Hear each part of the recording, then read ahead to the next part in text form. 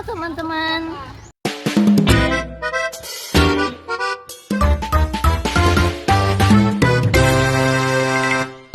Pernahkah kalian berpikir kenapa kita bisa melihat diri kita sendiri di cermin?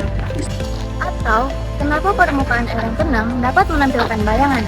Nah, semua itu terjadi karena adanya kemantulan cahaya. Yuk kita bahas bersama. Ayo, ayo, ayo, ayo, ayo.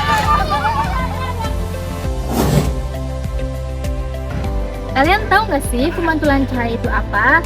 Nah, jadi pemantulan cahaya merupakan peristiwa ketika suatu cahaya mengenai permukaan akan dibantulkan kembali. Tidak semua cahaya dapat menembus benda. Sebagian besar bisa dipantulkan tergantung pada sifat permukaan benda tersebut. Contohnya, saat cahaya mengenai cermin, cahaya tersebut akan dipantulkan sehingga kita dapat melihat bayangan diri kita sendiri di cermin tersebut. Dalam proses pemantulan cahaya, terdapat beberapa istilah penting yang perlu kita ketahui. Yang pertama, sinar datang, yaitu cahaya yang menuju permukaan. Yang kedua, sinar pantul, yaitu cahaya yang dipantulkan kembali. Yang ketiga, garis normal, yaitu garis tegak lurus terhadap permukaan benda. Selain itu, ada juga sudut datang dan sudut pantul yang berkaitan dengan arah cahaya. Terdapat dua aturan dalam hukum Snellius dalam pemantulan cahaya. Yang pertama, besar sudut datang sama dengan besar sudut pantul.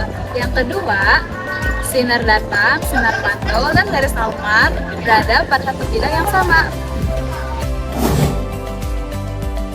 Kalian tahu nggak sih apa aja sih jenis pemantulan cahaya? Nah, pemantulan cahaya terbagi menjadi dua. Yang pertama, pemantulan teratur, dan yang kedua, pemantulan baut. Nah, pemantulan teratur terjadi pada permukaan yang licin dan jelas, seperti pada kaca. Nah, sehingga pemantulan yang terjadi di bayangan itu terlihat jelas. Dua adalah pemantulan baur.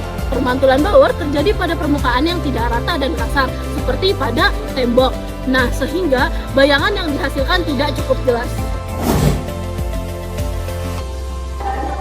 Tanpa pemantulan cahaya, dunia akan terasa gelap gulita.